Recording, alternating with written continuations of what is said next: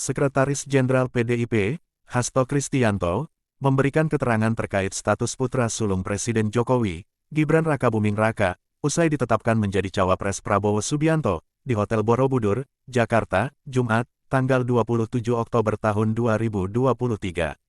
Simak selengkapnya. Terima kasih rekan-rekan. Jadi hari ini kita menyaksikan Mbak Yeni Wahid memberikan dukungan. Ini merupakan suatu penguatan bagi energi kemenangan Pak Ganjar Prof Mahfud MD. Apalagi dukungan diberikan melalui pertimbangan nurani yang bening, melalui olah rasa. Sehingga apa yang disampaikan oleh Ibu Mega bahwa Pak Ganjar dan Prof Mahfud MD adalah jawaban bagi seluruh tantangan yang dihadapi bangsa ini untuk membela rakyat, membela yang benar, membela yang digerakkan oleh hati nurani dan komitmen bagi daya unggul bangsa. Ada pertanyaan, dipersilahkan. Mas, pendekatan dengan Mbak Yeni sendiri langsung dikomunikasikan oleh siapa, Mas? Ya, komunikasi kalau digerakkan oleh kebenaran, oleh moralitas politik dan peranatan yang baik, itu gampang sekali ketemu. Karena nggak akan neko-neko ketika budi nurani itu dikedepankan. Jadi bertemunya mata hati antara Pak Ganjar, Pak Mahfud, dan Mbak Yeni. Jadi ini klop. Intensnya sudah berapa lama? Ya, setelah Prof Mahfud dideklarasikan, kemudian tadi Mbak Yeni mengatakan Prof Mahfud kan juga punya rekam jejak sejarah yang panjang dengan NU, dengan Gus Dur, dan juga termasuk dengan Mbak Yeni. Mas, kan salah satu programnya Prof Mahfud sama Mas Ganjar ini kan soal yang dana abadi pesantren. Dengan masukkan Mbak Yeni ini bakal menyempurnakan visi misi itu nggak sih? Ya, tentu saja, karena visi misi Pak Ganjar dan Prof Mahfud MD ini kan gerak cepat untuk daya unggul Indonesia dalam seluruh aspek kehidupan dan menempatkan sumber daya manusia yang penting. Sumber daya manusia ini digerakkan oleh budi pekerti, sebagaimana tembang dari Mbak Yeni tadi, tembang yang sangat baik yang menyentuh rasa kita. Mas tadi menyinggung dinasti politik, itu apa emang menyinggung pemerintahan yang sekarang juga, Mas? Oh enggak, itu suatu respon yang diberikan oleh masyarakat. Kami mendengarkan suara dari Pak Gunawan Muhammad, dari Pak Hamid Awaludin, dari Butet, bahkan terakhir dari F. Saifullah.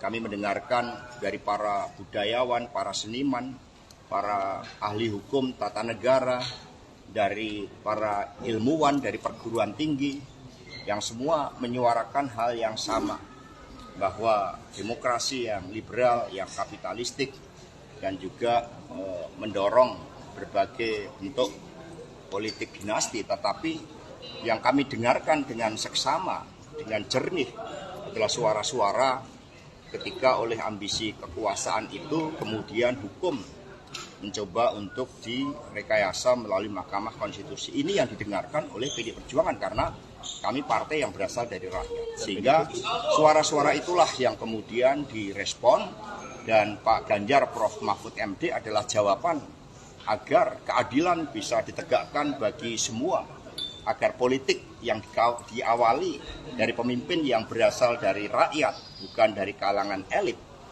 yang tercermin dari Pak Ganjar Prof Mahfud MD memberikan inspirasi bagi seluruh anak-anak muda Indonesia untuk menjadi pemimpin yang digerakkan oleh hati nurani. Maka Prof Mahfud mengatakan, saya ditetapkan sebagai calon wakil presiden tidak keluar 1% pun.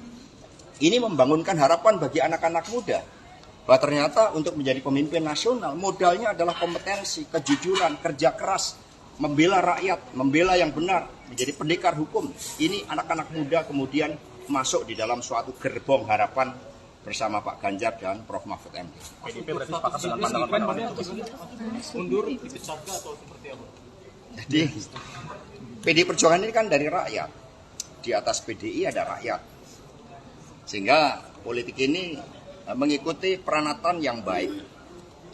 Kalau putih disimbolkan dengan kesucian, dengan kebenaran, dengan ketaatan pada nilai-nilai, kemudian berubah, kalau warnanya juga berubah, semula merah, kemudian secara nyata sudah berubah menjadi kuning, maka ya partai menghormati itu.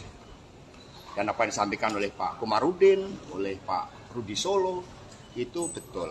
Maka ini sekarang Pak Rudi Solo kemarin sudah melaporkan kepada Ibu Ketua Umum karena Mas Gibran dulu diberikan KTA melalui DPC Solo, dan kemudian Mas Gibran kan sudah pamit kepada Mbak Puan. Sudah pamit, kalau pamit itu kan artinya tahu kan? Mundur, Pak. Kan sudah pamit. Artinya mundur bukan kader, Pak. Jadi sudah pamit. Kalau sudah pamit itu kan sudah gamblang, sudah ceto welo-welo. Ya. Mundur berarti, Pak. Ya, Mundur berarti, Pak. yang lain. Maksudnya sudah KTA-nya dikembalikan atau bagaimana, Pak? Satu-satu. penegasan, Pak. Penegasan Pak sudah tidak kader berarti, Pak. Orang sudah tegas harus ditegas-tegas. Biar ada statement, Pak. Biar ada statement, Pak. Mas, Dalam satu kalimat, Mas. Sudah Warna tidak merah dan kader. kuning sama enggak? Sudah tidak kader, Pak. Jelas ya. Kenapa PDIP tidak mengambil sikap seperti ke Mas Budiman, Mas Hasto? Kemarin Mas, MK mengatakan akan memeriksa 9 hakim MK terkait putusannya soal batas usia capres-cawapres. Ini tanggapan dari Mas Hasto sendiri bagaimana? Saya mendapat cerita dari Ibu Mega. Ketika MK lahir dari amandemen konstitusi, maka suatu niatan baik dari seluruh anak bangsa oleh MPR sebagai cerminan rakyat, ini adalah suatu mahkamah konstitusi, dan kemudian dimasukkanlah suatu syarat bahwa seluruh hakim mahkamah konstitusi memiliki sikap kenegarawanan, mementingkan bangsa dan negara. Sudah selesai dengan persoalan diri maupun keluarga dan kelompok. Nah, suara arus bawah, suara pakar hukum, suara kelompok intelektual dari seluruh universitas di seluruh negeri menyuarakan ada suatu persoalan terkait dengan etik. Ada suatu persoalan terkait dengan pelanggaran norma. Ada suatu persoalan terkait dengan tanggung jawab pemimpin Mahkamah Konstitusi. Kami sangat sedih, kami sangat prihatin bahwa Mahkamah Konstitusi yang didirikan dengan sikap kenegarawanan, sehingga oleh Ibu Mega tempatnya pun dipilih sendiri oleh Ibu Mega saat itu di ring 1 istana. Maka ya seharusnya ketika benteng konstitusi tersebut ada indikasi, ada kecenderungan terjadi pelanggaran etik, ya proses inilah yang harus berjalan. Sehingga kami tidak campur tangan, kami bukan partai yang suka campur tangan urusan hukum. Kami serahkan sepenuhnya, dan